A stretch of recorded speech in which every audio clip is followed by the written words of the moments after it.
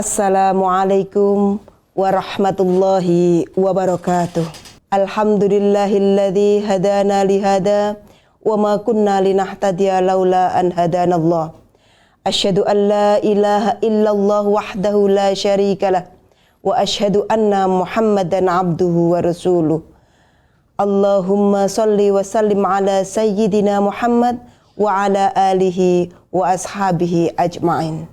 Amma ba'du. Pemirsa Sangaji TV yang dirahmati Allah, saat ini bulan Agustus, bulan yang penuh dengan cerita-cerita perjuangan, cerita-cerita kepahlawanan, dan berita gembira tentang kemerdekaan negara Republik Indonesia.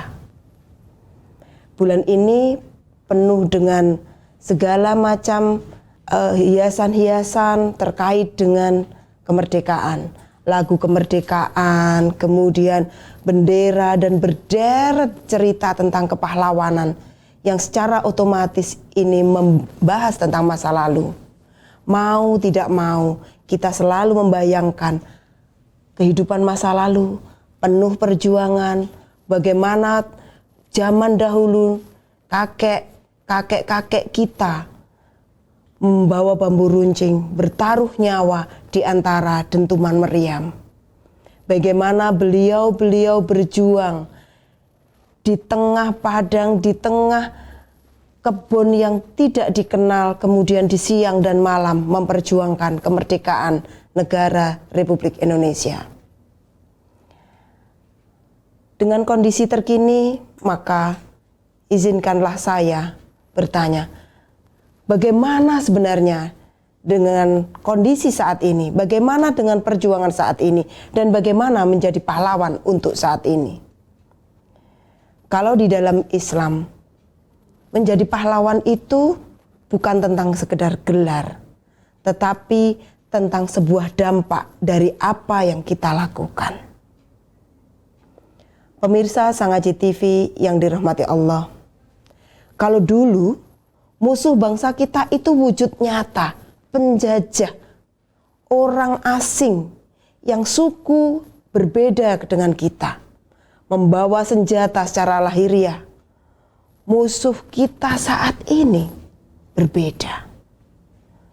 Bentuknya bisa kebodohan, kemiskinan, dan kemungkinan juga terjadi adanya ketidakpedulian lingkungan, krisis moral dan empati yang sedang banyak menimpa pada generasi kita saat ini.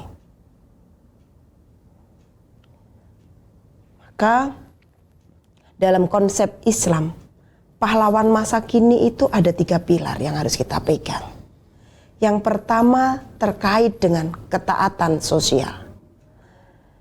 Islam mengajarkan tentang kesalehan seseorang itu dengan bagaimana rajin beribadah, sujud di atas sajadah, sholat, puasa, dzikir. Namun ternyata ibadah yang lebih kompleks, bukan hanya ibadah mahdhoh, habluminallah seperti itu saja, tetapi yang jauh lebih kompleks adalah sebuah ritual bagaimana kita mampu menginternalisasi nilai-nilai Islam di dalam kehidupan kita, di dalam diri kita, sehingga ketika kita melakukan satu interaksi kepada tetangga, kepada saudara, kepada lingkungan, sesama makhluk ciptaan Tuhan, kita menggunakan nilai-nilai agama yang kuat. Yang kedua, ada transformasi pengorbanan. Untuk menjadi seorang pahlawan tidak mungkin tanpa pengorbanan. Kalau dulu pengorbanannya adalah darah dan jiwa, untuk sekarang pengorbanannya adalah waktu. Maka biar tidak sia-sia, setiap kali kita melakukan satu kegiatan ke kegiatan yang lain, mari selalu kita niatkan ibadah. Dan kemudian kita niatkan, mari mewakafkan waktu, mewakafkan hati, pikiran, ilmu kita, tenaga kita untuk kemaslahatan umat, untuk menyelesaikan problem-problem yang ada di lingkungan sekitar kita. mari kita berkorban sesuai dengan kenyataannya, apa yang kita miliki. Berikutnya, kerelaan. Pahlawan masa kini bekerja bukan sekedar mencari popularitas. Oh, saya harus bikin konten nih biar FYP, bukan itu. Tapi bagaimana kita mampu berpikir lillah, mengharapkan ridho dari Allah semata. Kalau toh FYP, kalau toh kita mendapatkan satu popularitas atau mungkin sebuah pangkat derajat di dunia, itu adalah sebuah bonus. Untuk bisa menjadi pahlawan, kita tidak bisa bekerja sendiri. Kita harus bekerja dalam sebuah circle, dalam sebuah tim, dan itu bersama-sama. Tim yang hebat adalah tim yang saling menguntungkan. Ada simbiosis mutualisme karena ada perintah Allah yang jelas di dalam surat Al-Maidah ayat 2 yang berbunyi A'udzubillahi minasyaitonirrajim. Bismillahirrahmanirrahim. Wa ta'awanu 'alal birri wat taqwa wa la ta'awanu 'alal itsmi wal 'udwan. Dan tolong menolonglah kamu di dalam mengerjakan kebaikan dan takwa, dan janganlah tolong menolong dalam berbuat dosa dan permusuhan.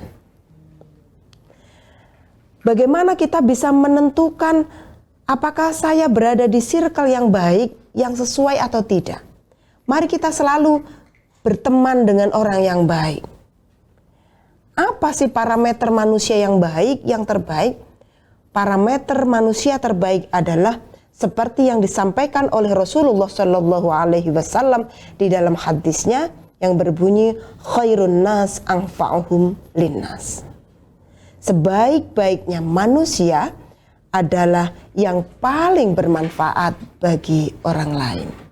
Jadi, jika kehadiran kita dirasakan betul manfaatnya oleh orang lain, disitulah berarti kita menjadi hamba Allah yang terbaik. Namun sebaliknya, jika kehadiran kita ternyata menggelisahkan, tentu harus kita jadikan ini muhasabah. Apa yang harus saya perbaiki? Berarti saya belum menjadi hamba Allah yang baik. Dan di dalam kitab klasik, kitab Ihya Ulumuddin, seperti yang disampaikan oleh Imam Ghazali, qada'u hajati muslimin afdalu min sholati alfi raqatin tauto'an wal i'tikafu syahrun. Menyelesaikan atau membantu kebutuhan seseorang sesama muslim itu jauh lebih utama daripada 1000 rakaat sholat. Sholat di sini sholat di luar sholat fardu. Dan iktikaf selama sebulan. Artinya kita itu jika mau menolong orang lain, membantu orang lain, tentu kehadiran kita akan sangat bermakna. Pemirsa Sangaji TV yang dirahmati Allah, menjadi pahlawan di masa lalu dan pahlawan di masa kini tentu konteksnya sangat berbeda. Mari kita lihat. Kalau dulu jadi pahlawan itu memerlukan kondisi fisik yang prima. Dulu kondisinya membawa bambu runcing dan seterusnya seperti yang tadi saya sampaikan. Dan kondisinya berbeda sekali dengan saat ini. Namun untuk kali ini pahlawan masa kini memerlukan kecerdasan. Kalau dulu okol yang penting, sekarang akal yang penting. Kita harus memiliki kepedulian, sabar, kemudian kita harus menghilangkan tembok kebodohan. Kita harus peduli secara sosial, karena senyatanya di lingkungan kita tidak semuanya hidup dengan baik-baik saja. Tidak semua orang yang tidak baik-baik saja itu menyampaikan bahwa saya butuh bantuan. Maka disinilah diperlukan kepekaan kita terhadap sesama. Berikutnya, pahlawan di masa lalu adalah orang yang meneteskan darah, meneteskan air mata dengan jiwa dan di medan perang yang sangat berat untuk memastikan bendera merah putih berkibar. Kalau saat ini, hari ini yang perlu kita lakukan adalah bagaimana tidak ada tetangga kita yang kelaparan, tidak ada anak-anak yang putus sekolah. Kita memastikan mereka yang ada di lingkungan terdekat kita mendapatkan haknya, hak hidup, hak tumbuh kembang, hak partisipasi, dan hak perlindungan. Dan hal itu semua juga kembali kepada ajaran Islam. Ada kaidah fikih yang sangat populer terkait dengan kebermanfaatan sosial, yaitu al-muta'addi afdalu minal qasir, yaitu orang yang bisa memberi kebermanfaatan bagi orang lain itu lebih utama daripada orang yang hanya hadir dan bermanfaat untuk dirinya sendiri. Hal ini tidak ditentukan oleh orang itu tampan atau cantik. Itu bukan menjadi tolok ukur. Tetapi bagaimana orang itu benar-benar hadir dan kehadirannya dirasakan secara positif oleh orang-orang yang ada di sekitarnya. Pemirsa Sangaji TV yang dirahmati Allah. Siapa pahlawan yang masa kini real yang ada di sekitar kita? Apakah kita harus menunggu menjadi orang yang memiliki jabatan tinggi? Apakah kita harus menunggu kaya raya dulu baru bisa jadi pahlawan? Tentu saja tidak. Karena menjadi pahlawan di masa kini bisa jadi seorang yang paling sederhana, jadi kepala keluarga misalnya. Kepala keluarga yang bekerja jujur, sungguh-sungguh, kemudian mencari rezeki dengan cara yang benar-benar halal untuk keluarganya. Dialah pahlawan bagi keluarga. Karena dia merawat dengan penuh integritas bangsa ini dimulai dari yang terkecil. Bisa juga menjadi seorang guru. Menjadi guru tidak harus dengan jabatan formal guru yang diangkat oleh pemerintah. Guru sejatinya siapapun yang mengajar, memberikan nilai kebaikan kepada sesama, itulah namanya guru. Ada guru yang mengajari dengan membaca, menulis huruf Arab, menulis huruf abjad misalnya, itu semua disebut guru. Guru yang mengajari anak mengenal Tuhan, mengenal agama, guru yang mengajari anak mampu mengucapkan Bismillahirrahmanirrahim ketika melakukan sesuatu, itulah guru. Dan saya yakin menjadi seorang guru, apapun itu membutuhkan kesabaran, membutuhkan perjuangan. Karena yang lebih berat lagi, tidak semua guru mendapatkan hak yang layak. Tidak semua guru mendapatkan kesejahteraan yang seperti yang seharusnya.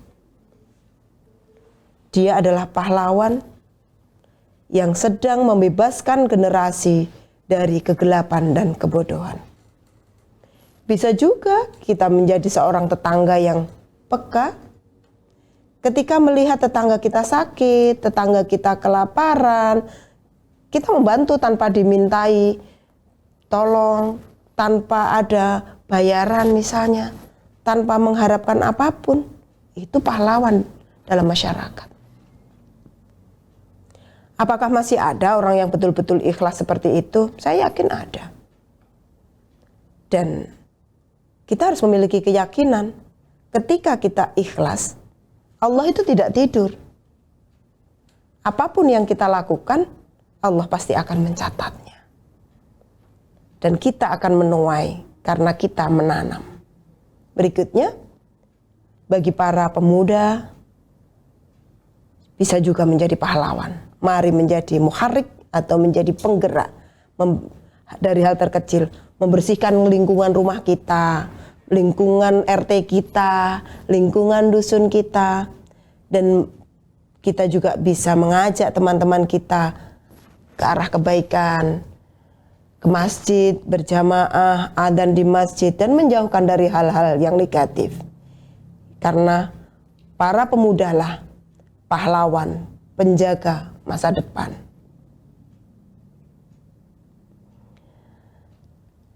Tugas sejarah kita hari ini adalah mengisi kemerdekaan dengan menebarkan kebermanfaatan. Jangan lupa kalau ketemu tetangga juga disapa. Hai, non sewu, derek langkeng. Jangan sampai kalau ketemu tetangga kita diam saja karena kita merasa tidak kenal. Terus nanti akan menimbulkan kemaksiatan baru di lingkungan. Siapa sih itu orang yang selalu sakit gigi dan sariawan karena tidak pernah bisa tersenyum dengan tetangga? Jangan sampai kehadiran kita membangun kemaksiatan baru bagi orang lain. Sapalah tetangga kita. Yang kedua, mari kita bantu anak-anak yang ada di sekitar kita agar anak-anak selalu memiliki semangat belajar. Semangat belajar itu harus ditumbuhkan. Dan kalau sudah tumbuh harus kita jaga. Kita pastikan semua manusia yang ada di lingkungan kita yakin bahwa belajar itu penting. Karena tolabul ilmi minal mahdi ilal lahdi. Dan kalau di dalam undang-undang sudah jelas bahwa belajar itu sepanjang hayat. Berikutnya, menjaga kebersihan lingkungan, menjaga kebersihan pekarangan kita. Sudah jelas hadisnya, an-nadhofatu minal iman. Karena kebersihan sebagian dari iman. Dan yang tak kalah penting adalah mari kita juga selalu siap menjadi pendingin saat ada perselisihan yang ada di antara saudara kita, yang ada di sekitar kita. Dan mungkin ketika kita berselisih paham dengan orang lain, mari kita juga selalu bersikap dingin. Pesan khusus untuk pemirsa Sangaji TV. Kita bisa memulai menjadi pahlawan masa kini dengan rumus 3M. Cukup 3M saja. Yaitu mulai dari hal yang kecil, mulai dari senyuman, karena tabassumuka fi wajhi akhika shadaqah. Karena kita tersenyum dengan di wajah kita, dengan saudara kita adalah shadaqah. Gak usah pelit-pelit karena cukup setengah senti kanan, setengah senti ke kiri. Itu otomatis sudah tersenyum dan wajah kita akan terlihat jauh lebih baik, jauh lebih menarik dibandingkan kita cemberut. Atau mungkin ketika kita ada sedikit rezeki, pas ada acara, jangan lupakan tetangga kanan kiri kita. Satu piring makanan. Karena apa?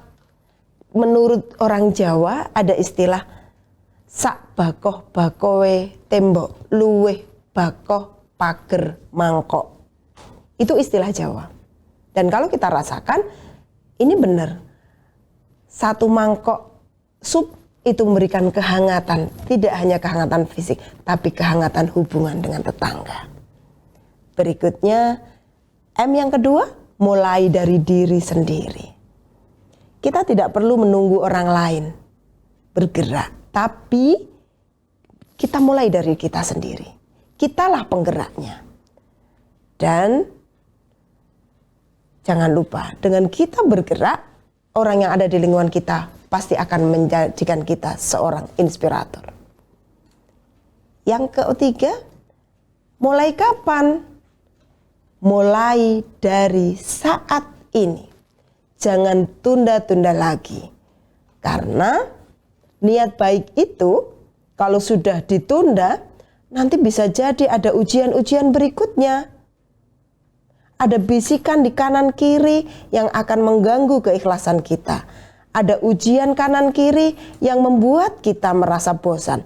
Ada ujian dari kanan kiri yang membuat kita akhirnya membatalkan.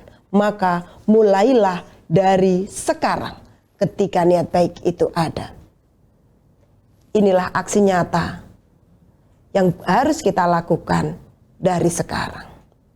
Pemirsa Sang Haji TV yang dirahmati Allah, bulan Agustus ini adalah nikmat dan amanah yang besar dari Allah Subhanahu wa taala.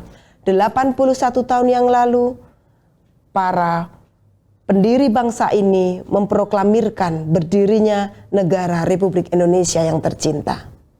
Para pahlawan yang terdahulu telah menuntaskan dengan tugas sejarahnya sesuai dengan masanya.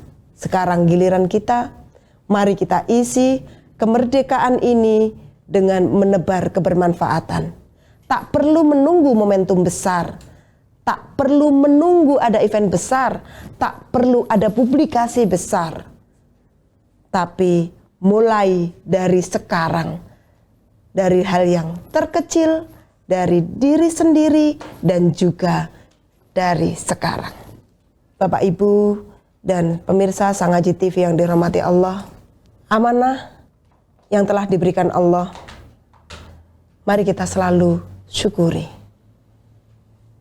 Karena apa?